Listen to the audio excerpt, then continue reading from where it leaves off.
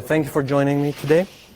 So today I'm going to, first of all, I'm Alexandros Frantsis, I work for Collabora, and today I'm going to talk to you about an R&D project I've been working on at Collabora called the Pixel Format Guide, subtitled humorously, of course, to the Galaxy. So I'm going to tell you what the Pixel Format Guide is, what it can do out of the box, and also how we can leverage its functionality to do some more custom things with it. So let's start. So in the graphics wilderness, we find strange beasts we call pixel formats. We give names to those pixel formats in order to tame them. But the thing is that each graphics API and each project uses a different flavor for this name. So for example, we have the DRM formats, SDL, GL, and many, many, many more. The problem is that just by looking at the name, we often can get some idea of what the pixel format actually is, represented by the name, but we are missing a lot of information. And often the documentation is either lacking or vague, sometimes even misleading. And the only way to figure out what's going on exactly is to look in source codes, and even then, it can be very, very crazy. So are we doomed? Do we have a solution to this? And the solution is this, or perhaps something like this for the pixel format guides. And actually, this is what the pixel format guide is all about. So it's a collection of information about what the various pixel format names mean. So it describes the layout of the components for pixel format names, so the number, the order, and the size. And also describes whether the format is represented as a native integer or as array format, as we call it. So bits and bytes in memory in some fixed order. This is very important because it determines whether the pixel format is actually, the way the pixel format is stored in memory is affected by system emptiness or not, which is a piece of information that's often missing in documentation. So let's start. So the first part of the pixel format guide is the documentation itself. It's a collection of documents describing the pixel format names at a high level. So for example here, you don't have to read it. It's the start of the web page describing the DRM pixel formats. And the documentation is posted as a GitHub website. So it's automatically created from the repository. And it can be very useful when we want to get a broad overview of how to interpret pixel format names for a specific family. The issue here is that, well, although it's quite useful, it's actually not the most exciting part of the pixel format guide because we can do much, much more. With the power and the magic of computers, we can encode all this knowledge we have about the pixel formats, and we can automate the process in the form of an automated tool. And this is the second, perhaps most exciting part of the Pixel Format Guide. So we have the Pixel Format Guide tool, which is a Python tool, which supports some operations which I will describe shortly. So starting from the bottom, you can see the list formats. So it lists all the formats we know about for a particular family. The list families, it lists all the families we know about, and by family I mean SDL, DRM, Vulkan, GL, etc. And then we have the document operation, which prints out the documentation for a particular pixel format family, and this is actually the same documentation that's used to produce the website, so it's basically a markdown file. And then we have the most interesting operations, describe and find compatible, which I will describe shortly. So starting with the describe operation, the describe operation gives us in an easy to consume manner all the information we have about a particular pixel format. So of course, first of all, we get the name, then we get the component data type, which describes how the bits in the components are actually interpreted, what they mean. So I'm using the Vulkan names for the data type. So for example, we have unsigned, normalized, signed, normalized, signed int, as float, etc. Another crucial piece of information, as I mentioned before, is how is this format described? Is it described as a native so bit fields in a native type, or is it described as bits and bytes in memory in a particular order? In this case, we have a native type, so we get the description of the native type. So we get each pixel, for each pixel, what each bit of the pixel format means, so to which component bit it corresponds. Then we get the description of how the pixel format is stored in memory, both for little endian and big endian systems. And you notice in this case, the little endian and big endian descriptions are different. The bytes are just swapped because that's how this works in this case. Moving on to an example of a format that's described as bytes in memory. We don't get the native type description, but we still get the little endian and big endian description. In this case, the descriptions are the same, but in some cases they may differ.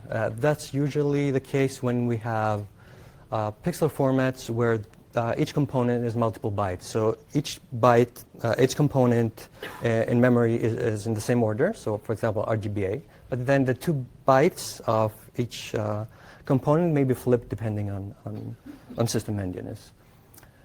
So, and that's describe. So the next interesting operation we have is, and perhaps even more interesting, is the find compatible. The find compatible operation allows us to ask the tool to give us all the pixel formats from a particular family that match another format.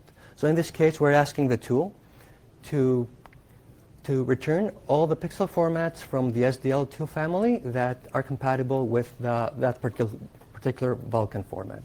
And the tool replies that for this format is compatible on all systems with this SDL pixel format, is compatible on little endian system with this, and is compatible on big endian system with the other pixel format.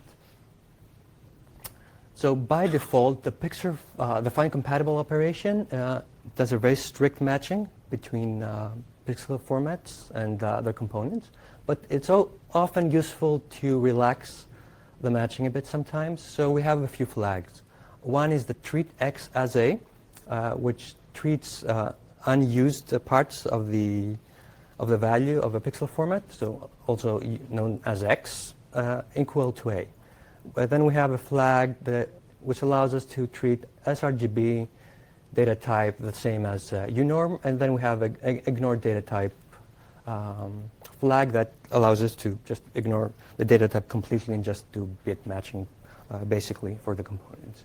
These are useful in different scenarios. Sometimes the formats we want to match don't even have, for example, sRGB variants, so the best we can do is unorm, or they don't have X variants, so we are okay matching with the A. So the PFG tool we have been talking about is really just a front end to the PFG library, which is a Python module library, which is where all the magic happens. And it exports a set of operations, which you will see, in this case, match exactly what the front end exposes as a command line. So get list formats, list families, document, find compatible with all the flags, and describe. The nice thing about exposing all the functionality as a library is that we can easily go beyond what the tool provides and provide custom solutions. So for example, especially in integration layers between graphics libraries or project programs and libraries, we need to convert one pixel format name to another in a compatible way, of course. And this is where, for example, PFG as a library could become very useful. So this PFG, this Python script does exactly that for the SDL2 to Vulkan. I will go quickly through them, through the script. So we import the PFG library, we set up the switch statement, and then for each format we know about in the SDL2 family, we find all compatible Vulkan formats. Then depending on whether we actually found something and whether this match that we found was compatible everywhere or only on little endian systems or only on big endian systems, then we can produce case statements. And running this, we get an output like this automatically, and without errors which we would have if we would like to do this manually. Of course, you can do whatever you want with the library. It's not switch statement is just one of the custom operations you can do. You can produce tables or whatever you need for your application.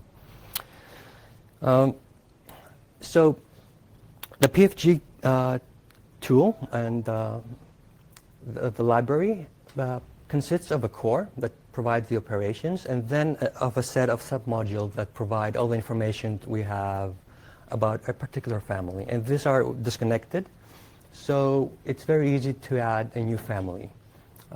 First of all, to do so, we should add some documentation under docs family MD, and then start adding the code to implement all the logic. So that, because I like using test-driven approach in my coding, I usually start by adding some tests in test family and adding code in pfg family.py to implement to ensure the tests pass and implement that functionality. So family py in PFG should provide the following three functions. First of all, describe format string. That returns a format description, which is a Python class you can see in the code base with all the information about the particular pixel format. You also need to implement the formats function, which returns a list of all the format strings that this family supports. And finally, the document operation that returns the documentation from basically what we have. Sorry, that's not py. That's docsfamily.md. Because the operations we need to do internally are mostly similar between families, there are some utility functions in pfg util.py that you can use to make your life easier. And that's the basic. These are the basic steps. You can find more details in the README section of the code. So first of all, what's the current state? The current state is that we support 12 families, if I'm not mistaken, and over 450 pixel formats, which we can use to describe or match things. Of course, we want more pixel formats, and this is where you all can come in. Please, if you have a favorite pixel format, please consider contributing to this. It's on GitHub.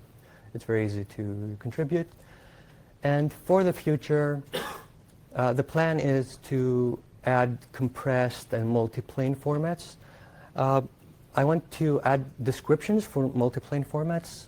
For compressed, not so much, but I want to be able to tag them somehow so I can use them for matching, so that we know that this pixel format name from Wildcard, for example, represents the same compressed format in whatever DRM family we want to match.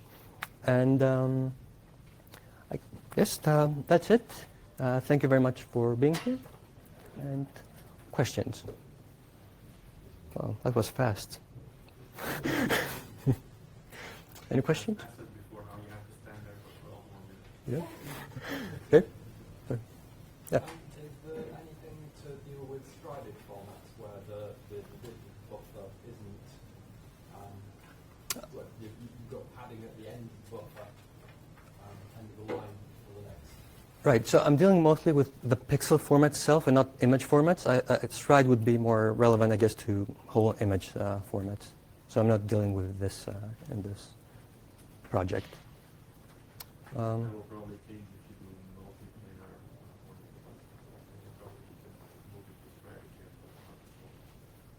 Yeah, it will probably change. Any other questions? Is there a GitHub link? Sorry? The GitHub link? Yes, if you go to the FOSDEM page for this talk, there's a link to the project and also to some blog posts that describe the project in more detail. Okay. Thank you.